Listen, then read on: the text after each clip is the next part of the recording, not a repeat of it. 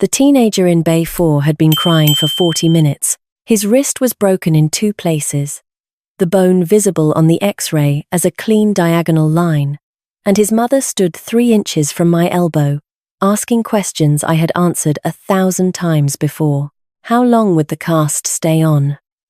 Whether he could still play baseball in the spring. If the IV would hurt. I told her the IV would pinch and that I would count to 3, and then I slid the needle in on 2, because waiting until 3 gives the body time to tense. The boy flinched. His mother grabbed his other hand. My phone buzzed in my scrub pocket for the 3rd time in 6 minutes. I already knew who it was. My sister only called in clusters, the way storms come through East Tennessee in the spring, and the pattern was always the same. First the calls, then the texts, then the guilt, then the ask. I did not reach for it. Bay 7 had a 61-year-old man with chest pains who had been waiting 9 minutes longer than he should have, and the triage board behind the nurse's station was full, every slot filled with blue and red magnets, indicating priority levels that all looked the same at 11:47 on a Wednesday night. The smell of antiseptic and burnt coffee from the break room microwave had settled into the hallway like weather.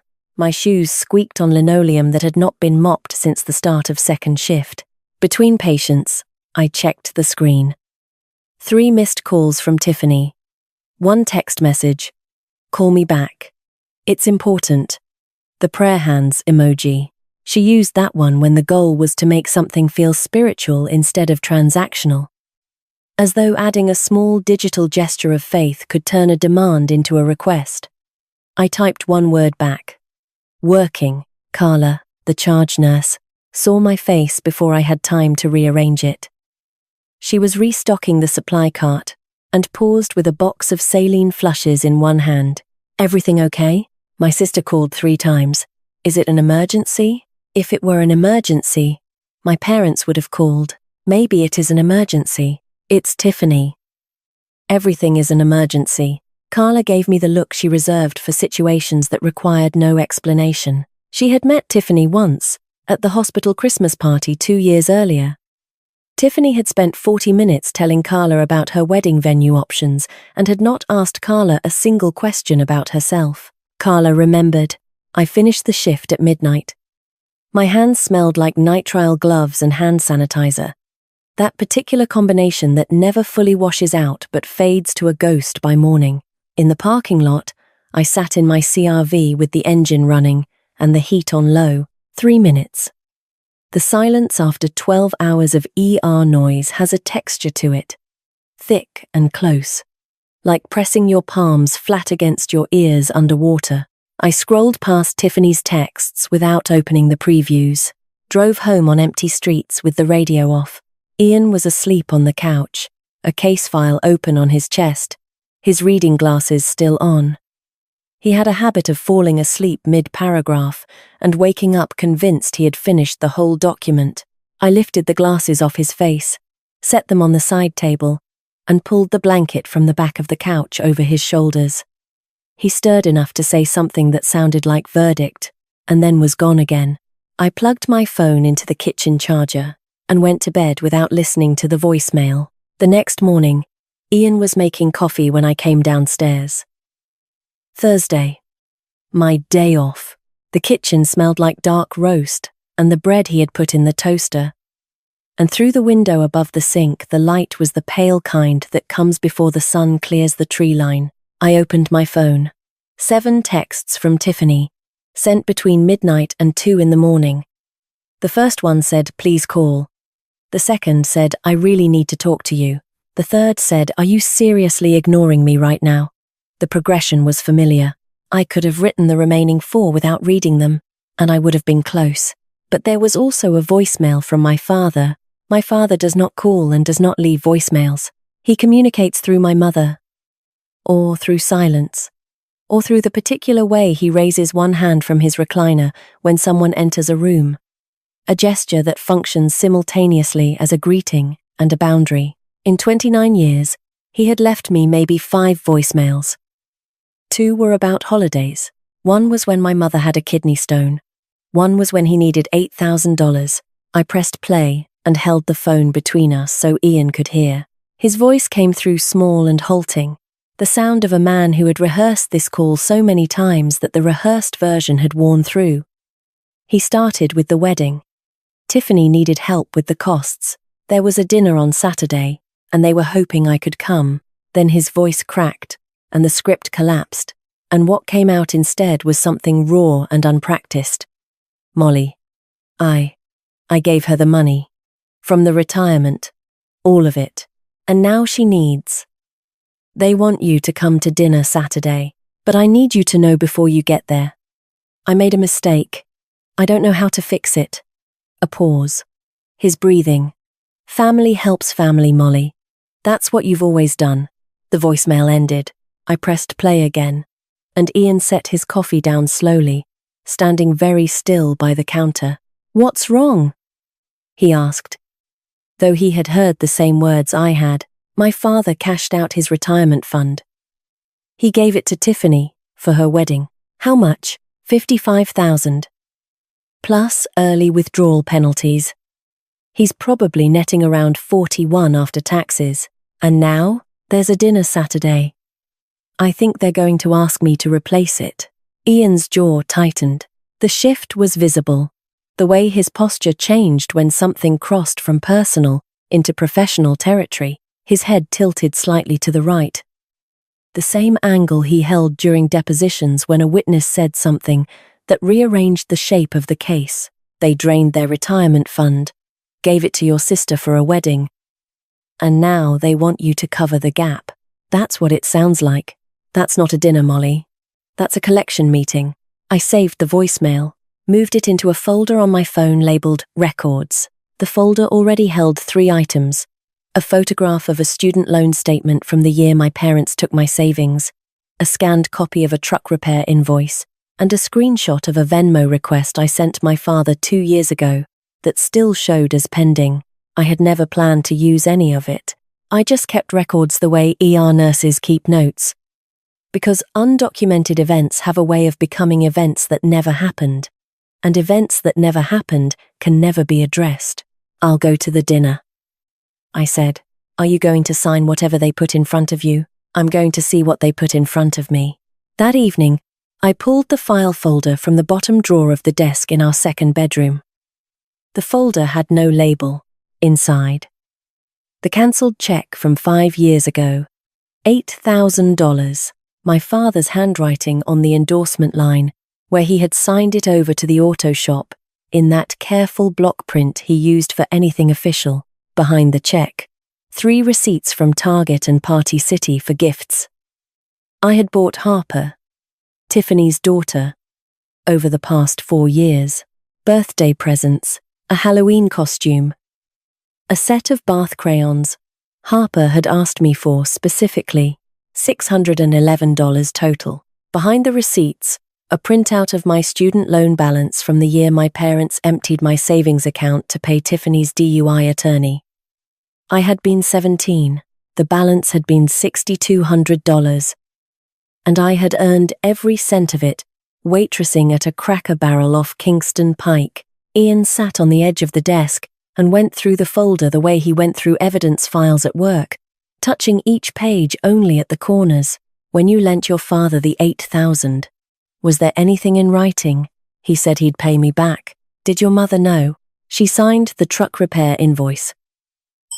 So yes, has he ever mentioned it since? Once. He said I haven't forgotten. That was 3 years ago. Ian closed the folder and laid out what he suspected. A dinner with a document, a formal agreement designed to convert family pressure into a financial obligation. Something Tiffany or her fiancé's people had put together to make the request feel binding. If a lawyer was present, if the language was structured to imply legal consequences for refusing, the whole arrangement crossed a line. In Tennessee, using threats or coercion to compel someone to sign a financial document could constitute extortion under state code. A Class D felony, carrying 2 to 12 years, the plan took shape. I would attend the dinner alone and record the conversation on my phone. Tennessee allows one-party recording, which meant that as a participant in the conversation, I could record it legally without telling anyone. Ian would drive separately and wait outside. If the dinner went where we expected it to go, I would text him, and he would come in. If it turned out to be an actual dinner, a real conversation between family members without contracts or attorneys, he would drive home and I would eat pot roast and make small talk and pretend that my father's voicemail had not changed the temperature of everything. "They're my parents," I said. Ian looked at me the way he looked at witnesses who were telling the truth about something they did not want to be true, steady and patient, and entirely without judgment. "Your parents invited a lawyer to make you pay for your sister's wedding. At what point do you stop calling it family?" I did not answer him. The answer was somewhere inside the file folder, buried between the cancelled check and the student loan printout, but I could not reach it yet. Friday evening I called Tiffany. She picked up on the first ring, which meant she had been waiting. "Molly, oh my God, finally. So, Saturday, it's just dinner at Mum and Dad's, super casual. Drew's coming, obviously, and his friend Clayton might swing by." The name was new. In 2 years of hearing about Drew and Drew's work, and Drew's friends, and Drew's truck, I had never heard the name Clayton. "What does Clayton do?" "Oh, he works with Drew. He's a lawyer. He's super nice. You'll love him. A lawyer. He's just Drew's friend, Molly. Don't make it weird." I told her I would be there. I did not mention Ian. The omission felt neither honest nor dishonest. It felt like the first move in a game I had not agreed to play, but had been entered into anyway. And the rules allowed withholding exactly as much as the other side was withholding, which in this case was quite a lot. After I hung up, I sat on the edge of the bed holding the phone in both hands. Tiffany had called my question weird. The presence of a stranger with a law degree at a family dinner was casual. Asking a single follow-up question about that stranger was weird. The definitions in this family had always been written by the person with the loudest voice. And I had spent 29 years reading from a dictionary I did not author. Saturday morning, I put the file folder under the passenger seat of my CRV. Ian loaded a portable phone charger into his truck, so my battery would not die mid-recording. We drove to Powell in 2 vehicles, 15 minutes apart. Ian parked around the corner on a side street where the truck would not be visible from the house. He sent one text. "I'm here. Take your time."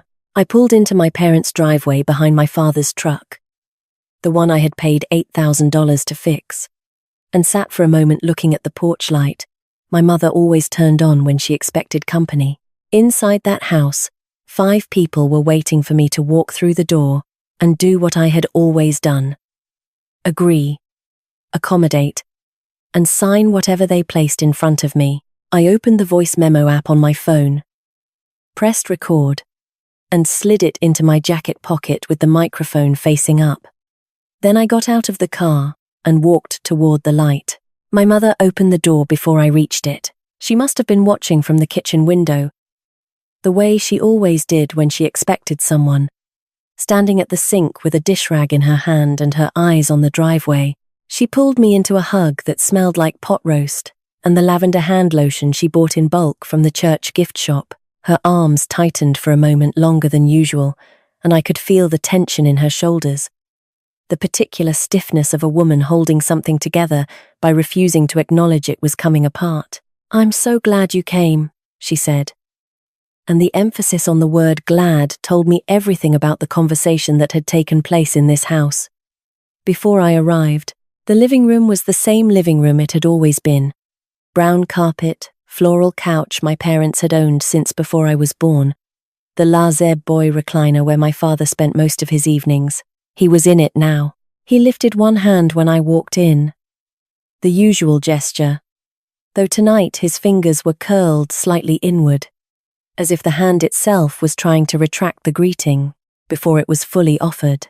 He did not stand. He did not speak. Tiffany was at the kitchen island arranging cloth napkins beside 6 place settings. She had changed the everyday paper napkins to cloth, which told me everything about how carefully she had staged this dinner.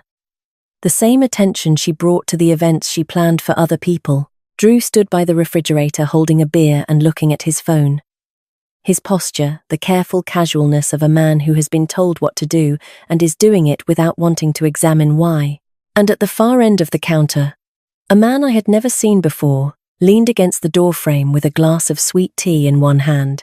He was maybe late 40s, grey at the temples, wearing a sport coat over a collared shirt with no tie. His briefcase sat on the floor beside his feet. That would be Clayton. I counted the place settings while my mother walked me toward the kitchen. 6 plates, 6 forks, 6 glasses arranged around the oval table that my father had built from a kit when I was in middle school. The table seated 8 if you squeezed. And tonight they had set it for exactly 6. My parents, Tiffany, Drew, Clayton, and me. There was no 7th setting.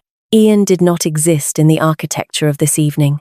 "I told you it would just be family and Drew's friend," Tiffany said from across the island, not looking up from the napkins. Her voice carried the brightness she used when she had already decided how a conversation would go and was simply waiting for everyone else to arrive at the conclusion she had prepared. I texted Ian under the table, while my mother poured me iced tea. 6 settings. "They didn't set one for you." His reply came back in 4 seconds. Copy. Dinner was pot roast with potatoes and carrots, cornbread, and a green bean casserole that my mother made from a recipe she had been using since before Tiffany was born. The food was good. It was always good. My mother cooked the way some people pray, as an act of faith that feeding someone well enough could compensate for whatever else was failing. Clayton complimented the cornbread twice. Drew told a story about a property he had listed in West Knoxville that received 14 offers. Tiffany laughed at Drew's story the way she laughed at everything Drew said. Slightly too loud, slightly too long.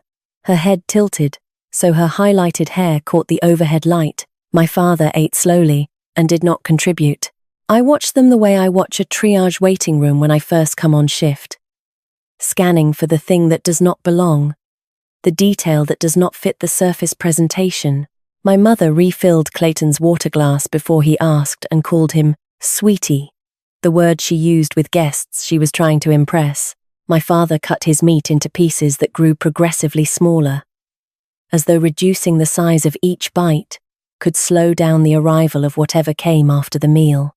Tiffany checked her phone under the table twice during Drew's story, her eyes flicking down and back up with the practiced speed of someone who has rehearsed the motion. She was waiting for something. Everyone at this table was waiting for something. And the only person who did not know what it was supposed to be was Clayton, who ate his cornbread and smiled and had no idea he was a prop in someone else's production. I ate, and I waited. The phone in my jacket pocket recorded everything. The silverware and the chewing and the compliments and the silence between them, storing all of it in a voice memo file that grew larger with every minute of this performance. After dinner, my mother cleared the plates and brought coffee. She set the mugs down with the handles all facing the same direction, which she only did when she was nervous, and she placed a small bowl of sugar packets in the center of the table that nobody touched. The table was bare except for coffee and sugar, and the faint rings left by the water glasses.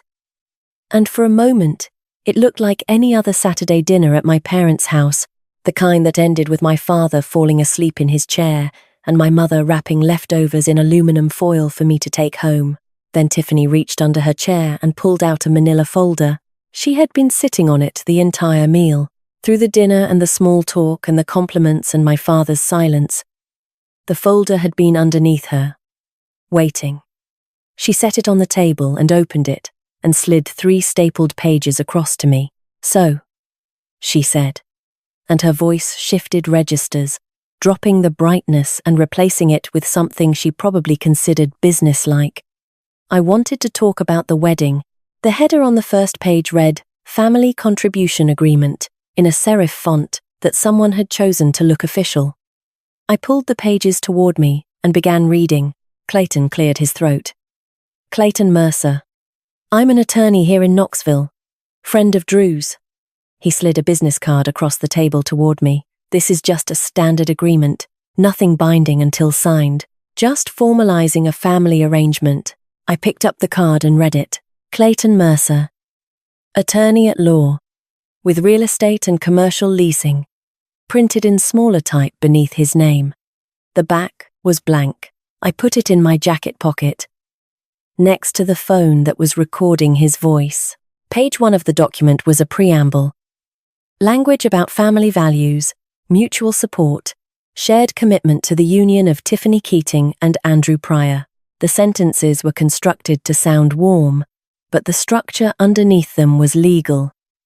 Each clause building on the last in a way that created obligations disguised as sentiments. Page 2 was financial.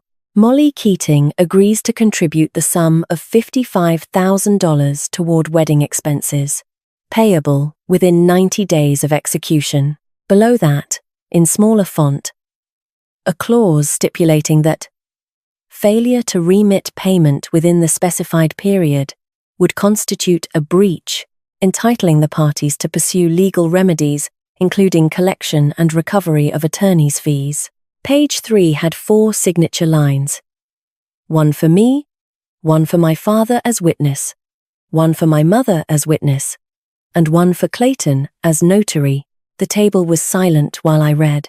I could hear the refrigerator humming in the kitchen and the tick of the clock above the stove that had been running 3 minutes slow for as long as I could remember. Tiffany shifted in her chair, and the wood creaked. Drew was looking at his phone again. My father was looking at his plate, which my mother had already cleared, so he was looking at the bare placemat, which was somehow worse. My mother was looking at me. This says I agree to pay $55,000. It's a family contribution, Tiffany said. It's tax deductible. Wedding gifts to siblings are not tax deductible. Clayton said that in certain structures. I turned to Clayton. Is a financial contribution from a sibling to a sibling's wedding tax deductible? Clayton adjusted his collar. There may be certain gift tax exclusions that. The annual gift tax exclusion is $18,000 per recipient, and it's an exclusion from the gift tax, not an income tax deduction. This document asks me to pay $55,000 with a collections clause attached. That's a promissory note. Is drafting promissory notes within your practice area? Clayton did not answer. My mother set her mug down carefully. Molly, please. Just sign it so we can all move on. My father said nothing. His hands were flat on the table on either side of where his plate had been. Palms down, as if he were steadying himself against a surface that was tilting. Tiffany leaned forward. This is what sisters do, Molly. The pen she had placed next to the document was silver, heavy, with her future monogram engraved along the barrel in a cursive font. T.K.P. Tiffany Keating Pryor. She had bought a personalized pen for the occasion of asking me to commit $55,000 in writing. I picked it up. The weight of it was absurd. The kind of weight that was supposed to communicate permanence and seriousness. And the engraving caught the light from the fixture above the table.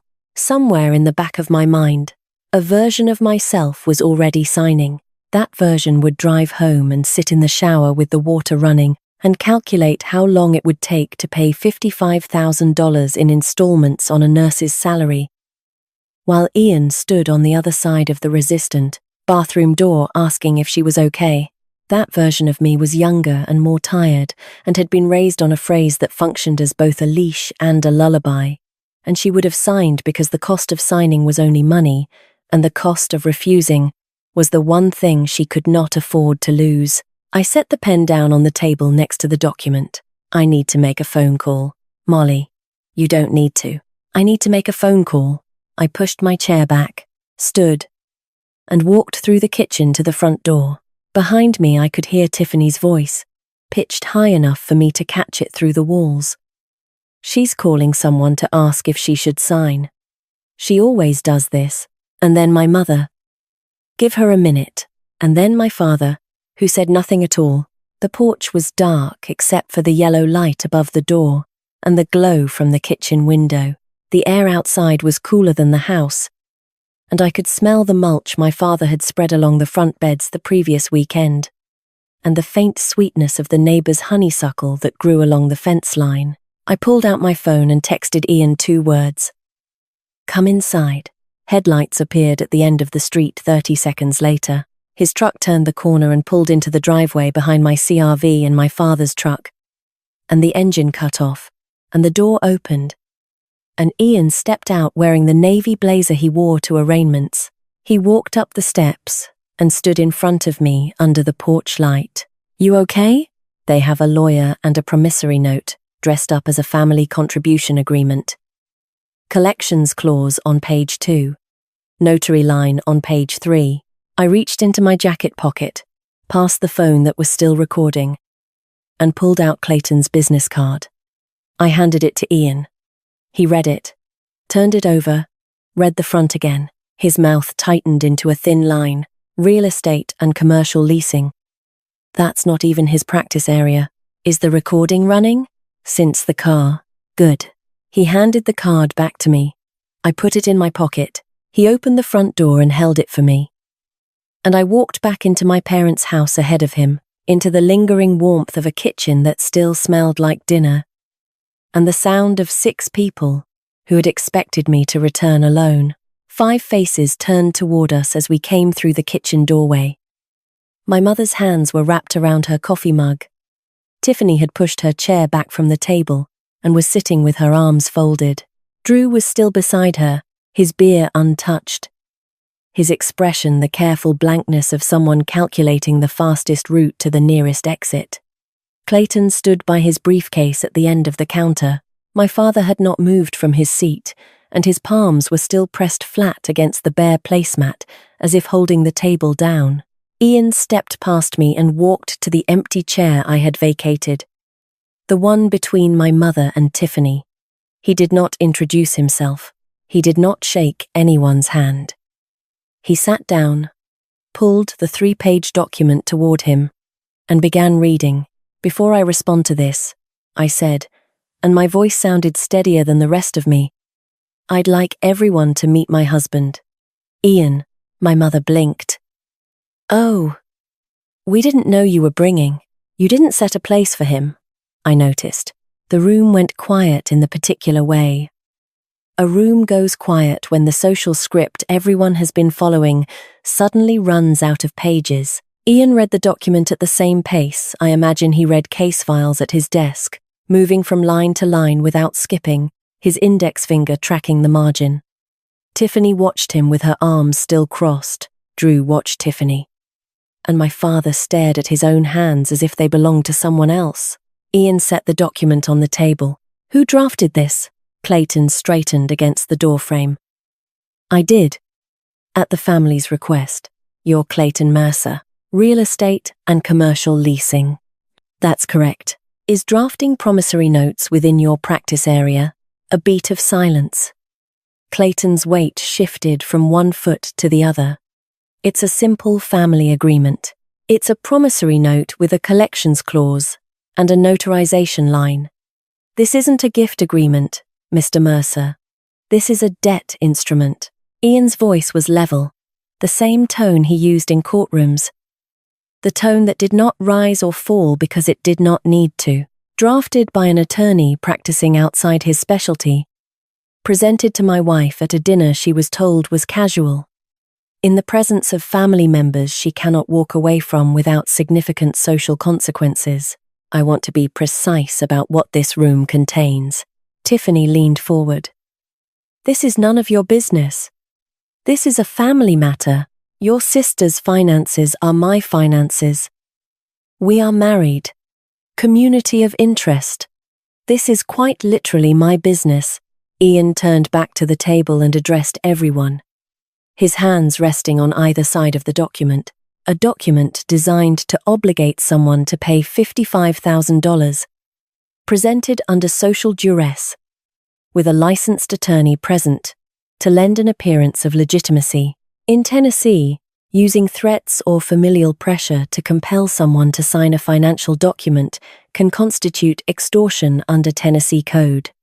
Section 3914112.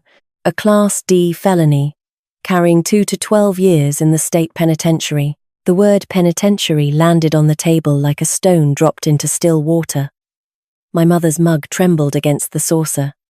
Drew's hand moved to Tiffany's arm and stopped halfway, hovering. My father did not blink. Clayton stood up straight and reached for the document. I should go. Ian placed his hand flat on the pages before Clayton could pull them away. I'll keep this. For the file. Clayton looked at Ian's hand on the paper, and then at Ian's face. And whatever he saw, there was enough. He picked up his briefcase from the floor, tucked his chair under the table with the automatic politeness of a man whose body was still operating on social protocol, while his brain was calculating liability, and walked through the kitchen without saying goodbye to anyone. The front door opened and closed. 20 seconds later, the BMW started in the driveway, and the headlights swept across the kitchen window as he backed out. Drew stood. He looked at Tiffany, then at the front door. And for a moment, it seemed like he would follow Clayton out. Instead, he stopped in the doorway between the kitchen and the living room, turned around, and sat back down beside Tiffany. He was choosing her. Even now, even knowing what this dinner had been, he was choosing the woman who had orchestrated it, and the choice was written in the set of his shoulders and the way his hands folded in his lap like a man settling in for a conversation he already regretted agreeing to have. I watched all of this from the doorway where I had entered, standing 2 feet from Ian's chair. And the feeling that moved through me was nothing like the relief I had expected. The legal threat had worked. Clayton was gone. The document was neutralized, and Ian's presence had collapsed the structure of the evening in under 3 minutes. But the faces around the table were not looking at me with recognition or apology, or the slow dawning understanding I had been carrying in some small, stupid chamber of my chest since Thursday morning. Tiffany's face was twisted with fury. Drew's was blank. My mother was crying softly into her hands, her shoulders shaking, and my father had retreated so far into himself that the man sitting at the table bore only a physical resemblance to the one who had left me a voicemail 2 days ago. The legal victory was clean. Everything else was in ruins. You brought a lawyer to a family dinner, Tiffany said, and her voice was shaking with something larger than anger. You brought a lawyer first. What followed was not an argument. An argument has structure. 2 opposing positions advancing toward each other with the possibility of resolution. What Tiffany did was closer to demolition. She stood up from the table and the words came in a torrent, each sentence louder and faster than the one before, as if volume alone could rebuild the evening she had planned. You've always been like this. Always. You sit there in your scrubs acting like you're better than the rest of us because you went to college and married some guy in a suit. Mom and Dad gave you everything, Molly. A roof, food, a life. And you can't even help your own sister with the most important day of her life. What did they give me? The question stopped her for a half second. She recovered by listing the generic inventory of childhood that every parent provides and no child owes payment for. A roof over your head, food on the table, rides to school. When is my birthday? Tiffany paused. Her mouth opened and then closed and opened again. And in the gap between those movements I could see her searching, scanning the calendar in her head for a date she had never bothered to anchor. She could not find it. That's not the point, she said. It's June 11th. My mother said quietly from behind her hands. That's not the point, Tiffany said again, louder. And the repetition sounded different the second time, less like a dismissal and more like a wall she was building brick by brick between herself and anything that might require her to reconsider. My mother lowered her hands.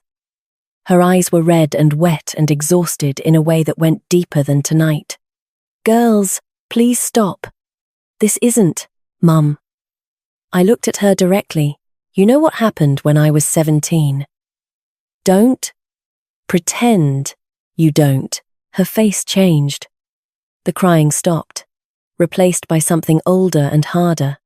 A recognition that moved across her features the way a shadow moves across a wall when the light source shifts. Her mouth opened and closed without producing sound. The recognition was plain on her face. $6,200. Tiffany's DUI attorney.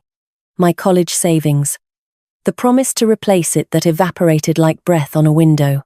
She had been in the room when my father wrote that check. And she had been in the room every year afterward, when the money did not come back. And she had been in the room tonight when she placed her name on the witness line of a document designed to extract $55,000 more. She said nothing. My father said nothing. Ian stood against the wall near the kitchen doorway with his arms at his sides. Present, but not participating. This was my territory now, the terrain between me and the family I had been subsidizing for 12 years. He could not fight this battle, and he was not trying to. He was standing close enough that I could feel him there, the way you feel a wall at your back, solid and certain and bearing no weight of its own. I had walked into this house carrying something I did not fully recognize until this moment. A hope, small and embarrassing and so deeply embedded that I had mistaken it for something structural, like a bone or a tendon, something that had always been there and would always be there regardless of evidence. The hope that my parents would look at the contract on this table and say the words I had been waiting 29 years to hear. This is wrong. We should not be asking Molly to do this. Instead, they had signed the witness lines. They had come to collect. The hope broke cleanly, the way bones break under sudden force. And the silence that followed was the silence of something that would not be mending. My father's chair scraped against the floor as he stood, and the sound was loud enough to cut through the wreckage. Tiffany stopped mid-sentence.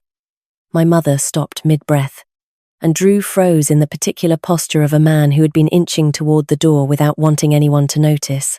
My father was not a large man. He had been an electrician for 40 years, and his body carried the evidence of that work in his hands and his back, and the way he moved carefully, as though rationing the motion left in his joints.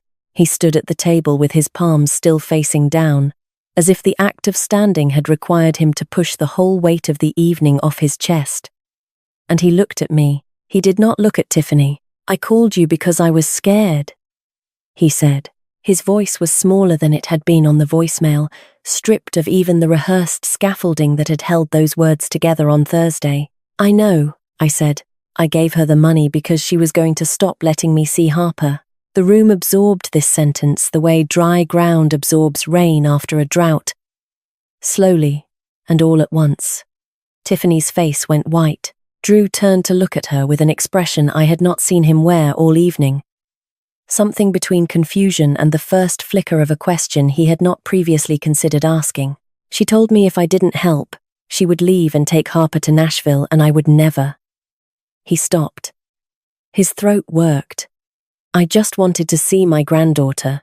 He was still standing, his hands hanging at his sides now. The palms turned slightly outward in a gesture that looked involuntary, as though his body had decided to stop holding anything before his mind caught up. He was 61 years old and he had worked with his hands his entire life, and those hands had wired houses and pulled cable through crawl spaces and replaced circuit breakers in August attics, and now they hung empty at his sides because the one thing he had tried to hold on to with money, with silence, with the retirement fund he and my mother had spent 30 years building, had been a 4-year-old girl who called him Pop and liked to sit on his lap while he watched the Vols play on Saturday afternoons. He had paid $55,000 for the right to keep doing that, and the payment had not been his to make. And he had made it anyway. I looked at Tiffany. She was standing behind her chair with her hands gripping the back of it, and her knuckles had gone the color of the cloth napkins she had arranged so carefully before dinner. She did not deny it. She did not explain or qualify or reframe. For the first time all evening, she was silent, and her silence confirmed everything. My mother's crying had stopped. She was staring at my father with an expression I could not immediately categorize until I recognized it as the face of a woman who has just learned that the story she has been living inside has rooms she never entered. I walked to the front door and stepped outside onto the porch. Ian followed. The air was cool and smelled like mulch and honeysuckle. the same smells from an hour ago, though the hour felt like it belonged to a different week. I sat down on the top step and rested my forearms on my knees and looked at the driveway where my car and my father's truck and Ian's truck were parked in a row, 3 vehicles belonging to people whose evening had gone nothing like they planned. Ian sat beside me. He did not speak. He was good at that, at occupying space without filling it, at being present without requiring acknowledgement, which is a skill that sounds simple until you consider how few people actually possess it. The woman who had walked into this house 2 hours ago carried a want so familiar it had become invisible. She had wanted her parents to see her, to look past Tiffany and the wedding and the money and the decades of pattern and say, "There you are, Molly. We see you." The woman sitting on this porch was letting that want go. It was leaving quietly, without ceremony, the way a fever breaks in the middle of the night when the body finally stops fighting and begins instead to heal. The ache that replaced it was different, quieter, and more honest. The ache of choosing to walk away from something you had spent your whole life walking toward. I did not need them to see me. I could see myself. Ian's hand found mine on the step between us, and we sat there for a while in the dark, saying nothing, while inside the house the people who raised me began the slow and painful work of looking at what they had done. After a while I stood. The concrete step had gone cold beneath me, and the porch light had attracted a small cloud of moths that circled the bulb in their patient, pointless orbits. Ian stood beside me and waited. He could tell from the way I moved, from the way I squared my shoulders before turning toward the driveway instead of the front door, that there was something left to do.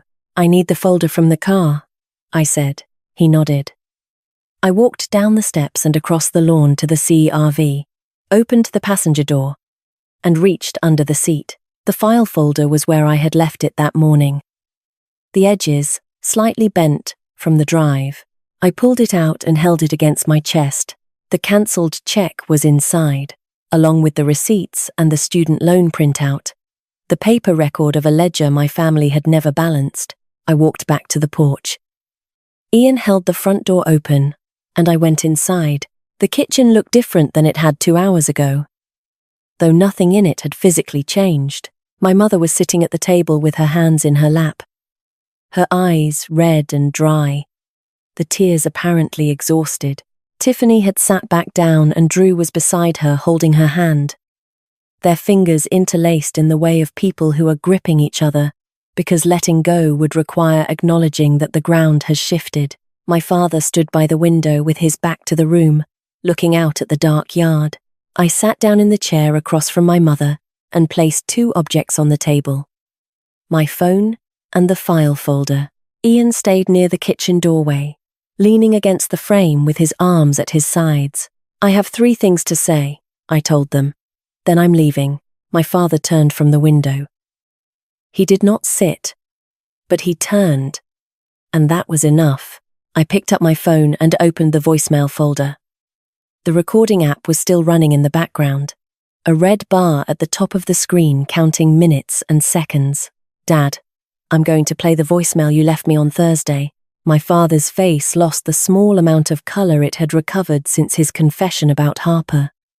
His hand came up, a reflexive gesture, as if he could catch the words before they left the speaker. "Molly, don't. Mum needs to hear this." I pressed play. The phone lay flat on the table between the sugar bowl and the empty coffee mugs, and my father's voice came through the speaker, tinny and small, stripped of whatever warmth a voice carries when it travels through the bones of a living body. The halting cadence, the rehearsed beginning that fell apart within seconds, the sentence that mattered. "Molly, I gave her the money. From the retirement, all of it."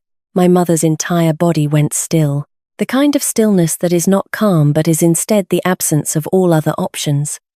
The body choosing motionlessness, because every available movement would be the wrong one. She turned to my father with an expression I will carry with me for a long time, the face of a woman hearing a truth she had already suspected but had chosen, deliberately, and repeatedly, not to confirm. "The retirement?" she said. "You told me it came from savings." "Patty, we have $1,100 in savings, Roy." I balance the checkbook. I have always balanced the checkbook. $1,100 does not become $55,000. You told me you had a CD I didn't know about. She paused. Her hands were trembling in her lap, and she pressed them flat against her thighs to stop them. And I believed you, because if I asked more questions, I would have to do something about the answers. The sentence hung in the room. My mother had just described, in one sentence, the operating principle of our entire family. The economy of silence. The unspoken agreement that not asking was easier than knowing. That keeping the peace meant allowing the war to continue, unchallenged beneath the surface. That the person who disrupted the arrangement by speaking the truth was the problem, never the person who created the situation that required silence in the first place. Tiffany shifted in her chair. "This is so dramatic. It's money. It's just money." I turned to her. "It's their retirement. It's the money they were supposed to live on when Dad's body gives out from 40 years of crawling through attics and pulling wire. It's their future. And you took it for a party." Tiffany opened her mouth and closed it. The word party had landed differently than I intended, harder and more reductive, and I could see her assembling a response about how a wedding is not a party, about how this was the most important day of her life. But whatever defense she was constructing collapsed before she could voice it. Because the table between us held a phone that had just played a recording of our father weeping over money he would never recover, and even Tiffany could not talk over that. I reached into my jacket pocket and pulled out Clayton's business card. I set it on the table beside the phone. Text side up. "Real estate." I read aloud. "Commercial leasing. Those are the practice areas listed on the card your friend handed me earlier tonight. Drew. Family contract law is not among them. Presenting a promissory note disguised as a family contribution agreement under social pressure, with a notarization line, is not within those practice areas. It falls outside the scope of competent representation. And participating in it exposes Mr. Mercer to a disciplinary complaint." Drew straightened. "That seems like an overreaction." Ian spoke from the doorway. His voice was quiet and carried the particular clarity of someone who is not arguing, but stating facts that have already been verified. A licensed attorney drafted and presented a debt instrument under conditions that constitute duress. The recording confirms the nature of the interaction. The complaint will be filed with the Tennessee Board of Professional Responsibility on Monday. That's the minimum appropriate response, not an overreaction. Tiffany turned to Drew. "Do something." Drew did not do something. Drew was looking at the business card on the table the way a man looks at the invoice for a repair he cannot afford, adding up the costs and arriving at a number that rearranged his understanding of the transaction. His real estate career ran on professional relationships, on referrals and handshakes, and the implicit trust of the Knoxville business community. If Clayton faced a bar investigation because of a favor Drew had arranged, that was a liability with his name attached. I could see him calculating, and I could see the moment the calculation finished, because his hand released Tiffany's and moved to the edge of the table, and the distance between those two positions was very small and very large at the same time. I opened the file folder. The cancelled check was on top. $8,000.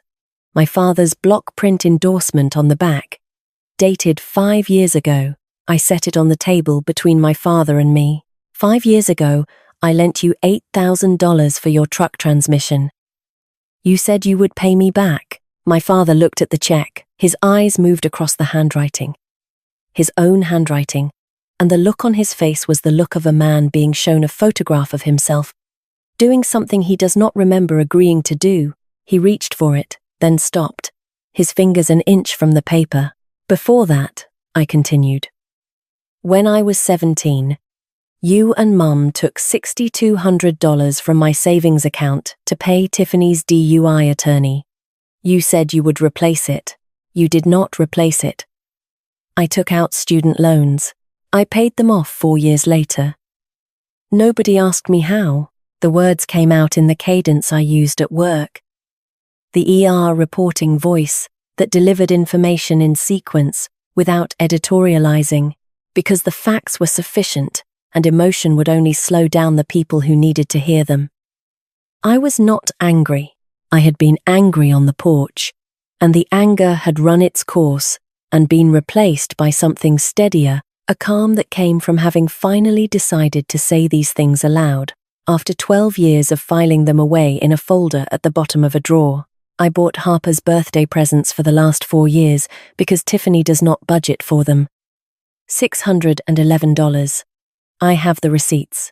I was not invited to the bridal shower that those receipts partially funded. My father's hands were on the table again. Palms down, the same position they had been in all evening. And the gesture was plainly not about steadying the table. It was about steadying himself against the possibility that the surface beneath him might give way. Family helps family, he said.